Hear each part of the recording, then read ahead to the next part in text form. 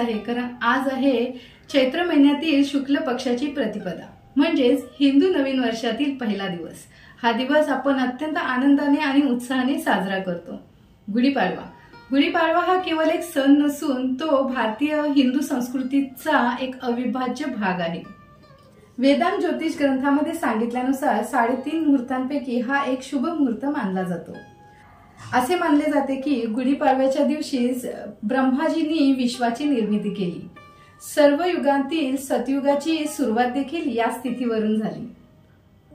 पुराणानुसार गुढीपाडव्याची एक कथा आहे। शालिवाहन नावाच्या राजाच्या एका कुंभार पुत्राने शकांचा पराभव करण्यासाठी 6000 मातीचे पुतळे बनवले। त्या पुतळ्यांमध्ये त्याने प्राण फुंकून शकांचा पराभव केला आणि तेव्हापासूनच शालिवाहन राजाच्या नावावरून शालिवाहन शक अशी काळाची नवीन गणना सुरू झाली। आपण आपल्या मुलांना संडे, मंडे, जानेवारी, फेब्रुवारी हे शिकवतो, पण चैत्र, वैशाख, पंचमी, नवमी, शुक्ल पक्ष हे काही शिकवत नाही आणि त्यामुळे आपल्या संस्कृतीवर पाश्चात्य संस्कृती वरचढ होऊ लागली आहे। आपल्याला आपली संस्कृती टिकवायची असेल तर आपली संस्कृती, आपली भाषा, परंपरा, आपले संस्कार, आपली कला ह्या मूल्यांची जाणीव जपून आपण ती पुढच्या पिढीला शिकवायला हवी। नमस्कार, मी आरती रोटपालकर, वेलकम टू माय चॅनल।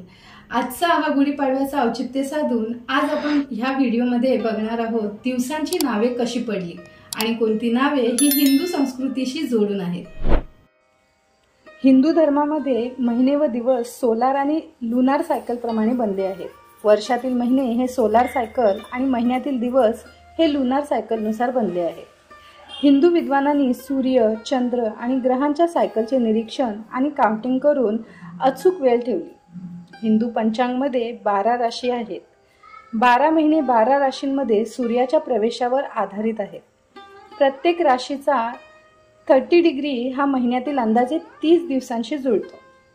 जेव्हा सूर्य राशीच्या 0 डिग्रीमध्ये प्रवेश करतो तेव्हा तो महिन्याचा प्रारंभ मानला जातो। जेव्हा सूर्य राशीतून बाहेर पडतो तेव्हा महिना संपतो।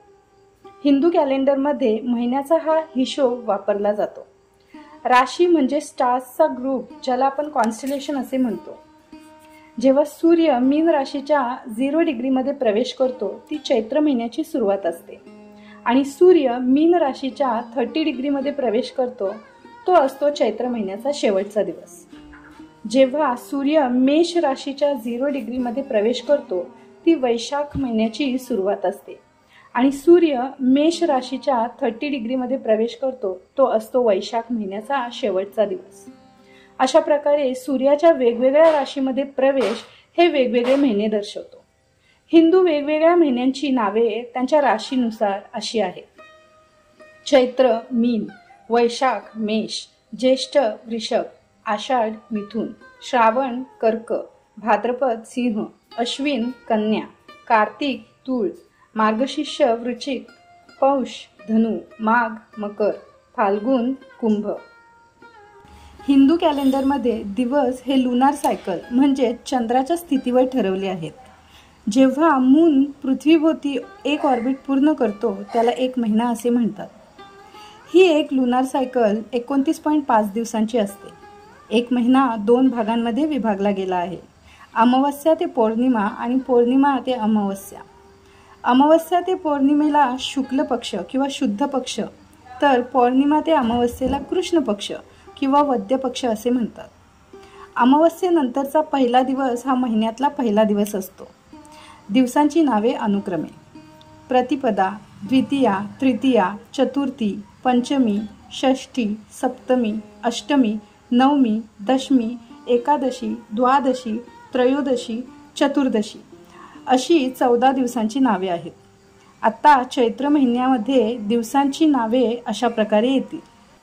अमावस्येनंतरचा पहिला दिवस हा चैत्र शुद्ध प्रतिपदा, नंतर चैत्र शुद्ध द्वितीया, नंतर चैत्र शुद्ध तृतीया, पुढे चैत्र शुद्ध चतुर्थी, चैत्र शुद्ध पंचमी, चैत्र शुद्ध षष्ठी, चैत्र शुद्ध सप्तमी, चैत्र शुद्ध अष्टमी, चैत्र शुद्ध नवमी, चैत्र शुद्ध दशमी, चैत्र शुद्ध एकादशी, चैत्र शुद्ध द्वादशी, चैत्र शुद्ध त्रयोदशी, चैत्र शुद्ध चतुर्दशी आणि 15वा दिवस हा चैत्र पौर्णिमा.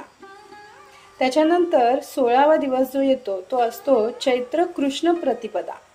नंतर चैत्र कृष्ण द्वितीया, चैत्र कृष्ण तृतीया, चैत्र कृष्ण चतुर्थी, चैत्र कृष्ण पंचमी, चैत्र कृष्ण षष्ठी इत्यादी. अशाच प्रकारे दुसऱ्या महिन्याचा पहिला दिवस असेल वैशाख शुद्ध प्रतिपदा, वैशाख शुद्ध द्वितीया, वैशाख शुद्ध तृतीया इत्यादी. ही दिवसाला नाव देण्याची पद्धत हजारो वर्ष जुनी आहे. राम राज्यामध्ये सुद्धा हीच पद्धत आपल्याला दिसून येते. याचा अर्थ हिंदू सनातन धर्माची ही पद्धत सर्वात जुनी आहे. आजही आपण जे हिंदू सण साजरे करतो ते ह्या तिथीप्रमाणेच. ही पद्धत झाली 15 दिवसांची. अजून एक पद्धत आपण दिवस ओळखण्यासाठी वापरतो ती म्हणजे 7 दिवस पद्धत. ती काय आहे ते आपण बघूया. प्राचीन बेबीलोनियन लोकांनी आठवड्याच्या दिवसांना नावे दिली. 28 दिवसांचे लुनार सायकल 4 आठवड्यामध्ये विभागले गेले. प्रत्येक आठवड्यात 7 दिवस होते. आठवड्याच्या दिवसांची नावे बेबीलोनियन लोकांनी पाहिलेल्या ग्रहांच्या नावावरून ठेवण्यात आली. The sun, the moon, Mars, Venus, Mercury, Saturn and Jupiter. नंतर रोमन लोकांनी बेबीलोनियन सिस्टीम स्वीकारली आणि रूपांतर केले, ज्यामुळे विविध युरोपियन भाषांमधील दिवसांच्या नावावर आणखी परिणाम झाला. आठवड्यातील दिवसांची इंग्रजी नावे खगोलीय रोमन आणि नॉर्स प्रभावांचे मिश्रण दर्शवतात. संडे म्हणजेच सन्स डे, लॅटिनमध्ये सोलिसचा मृत्यू. मंडे म्हणजेच मून्स डे, लॅटिनमध्ये लुनेचा मृत्यू. ट्यूजडे नॉर्स देव टायरच्या नावावरून नाव देण्यात आले. वेनसडे नॉर्स देव ओडिनच्या नावावरून नाव देण्यात आले. थर्सडे नॉर्स देव थोरच्या नावावरून नाव देण्यात आले. फ्रायडे नॉर्स देवता फ्रिगच्या नावावरून नाव देण्यात आले. सॅटर्डे रोमन देव सॅटर्न नावावरून नाव देण्यात आले आहे. बेबीलोनियन्सने ही सर्व नावे 600 BC मध्ये दिली. बेबीलोनियन हे सेंट्रल सदर्न मेसोपोटेमिया म्हणजेच सध्याचे इराक आणि कुवेत, सिरिया आणि इराणचे काही भाग यामधील बेबीलोनियन शहरात स्थित एक प्राचीन राज्य आणि सांस्कृतिक क्षेत्र होते. अख्ख्या जगभरात ही दिवसांची नावे प्रसिद्ध झाली व त्यानंतर पूर्ण जगभरात हीच नावे वापरू जाऊ लागली. परंतु भारतात अजूनही हिंदू कॅलेंडरनुसारच दिवसांची नावे वापरली जात होती.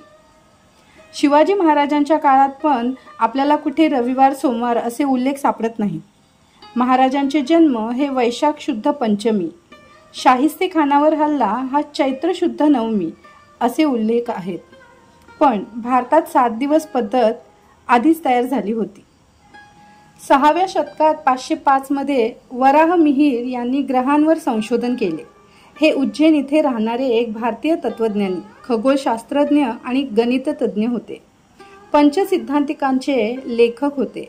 वराह मिहिराने होरा या शब्दाची संस्कृत उत्पत्ती सुचवली आहे. त्यांनी स्पष्ट केले आहे की अहोरात्र या शब्दाचा मधला भाग घेऊन हा शब्द तयार झाला आहे, ज्यामध्ये अ आणि त्र वगळण्यात आला आहे. होरावरूनच नंतर आर्स हा शब्द तयार झाला. हिंदू धर्मामध्ये सूर्योदय आणि सूर्यास्त ही 2 वेळ मुख्य समजले जाते. दिवसाची सुरुवात ही सूर्योदयापासून होते आणि सूर्योदय ते सूर्यास्त हा अर्धा दिवस मानला जातो आणि सूर्यास्त ते सूर्योदय हा अर्धा दिवस, म्हणजेच सूर्योदय ते पुढचा सूर्योदय हा एक पूर्ण दिवस होतो. सूर्योदय ते सूर्यास्त या वेळेत 12 राशी वेगवेगळ्या वेळेत राज्य करतात. त्या एका वेळेला बोलतात होरा.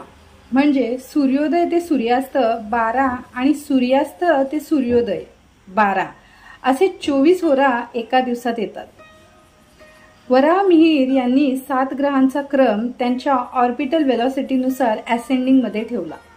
त्यानुसार ग्रहांची सिरीज अशी येते: सॅटर्न शनी, ज्युपिटर गुरु, मार्स मंगळ, सन किंवा अर्थ रवी, व्हेनस शुक्र, मर्क्युरी बुध, मून सोम.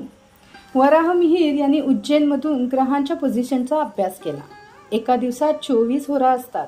त्यानुसार ज्या दिवशी उज्जैनमधून सूर्योदयाच्या पहिल्या होरावर ज्या ग्रहाने राज्य केले त्या दिवसाला त्या ग्रहावरून नाव दिले. म्हणजे ज्या दिवशी पहिल्या होरावर राज्य सूर्याने केले त्या दिवसाला नाव दिले रविवार। त्याच दिवशी पुढच्या होरावर ग्रहाची पोझिशन चेंज होऊन पुढचा ग्रह राज्य करतो। म्हणजे दुसऱ्या होरावर राज्य करेल शुक्र, तिसऱ्यावर बुध, चौथ्यावर सोम, पाचव्यावर शनी, सहाव्यावर गुरु, सातव्यावर मंगळ आणि परत आठव्यावर सूर्य म्हणजेच रवी। असे मोजत गेला तर 24व्या होरावर राज्य करेल बुध, जो दिवसाचा शेवटचा होरा आहे, आणि 25वा होरा असेल तो पुढच्या सूर्योदयाचा पहिला होरा असेल आणि तो असेल सोम, म्हणून पुढच्या दिवसाला नाव दिले सोमवार। सोम नंतर 25वा ग्रह असेल मंगळ, पुढचा 25वा ग्रह असेल बुध। अशा प्रकारे वारांचा क्रम हा रविवार, सोमवार, मंगळवार, बुधवार, गुरुवार, शुक्रवार आणि शनिवार असा असतो। दिवसांना नावे देण्यामागे खूप रिसर्च आणि अभ्यास आहे, तरीही पुढे कित्येक वर्ष ही वारांची नावे हिंदू धर्मात वापरली नाही। वेस्टर्न कल्चर पसरत गेला आणि सगळीकडे संडे, मंडे ही नावे वापरू लागले।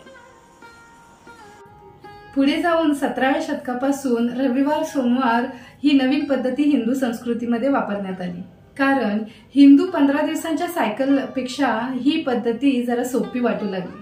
नंतर इंग्रज पद्धतीला मॅच करण्यासाठी ह्या रविवार, सोमवार ह्या पद्धतीचा जास्त वापर करण्यात आला।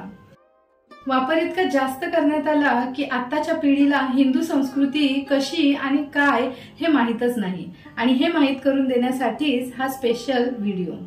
हा व्हिडिओ आवडल्यास लाईक करा, शेअर करा आणि हो, चॅनलला सबस्क्राईब करायला विसरू नका। धन्यवाद।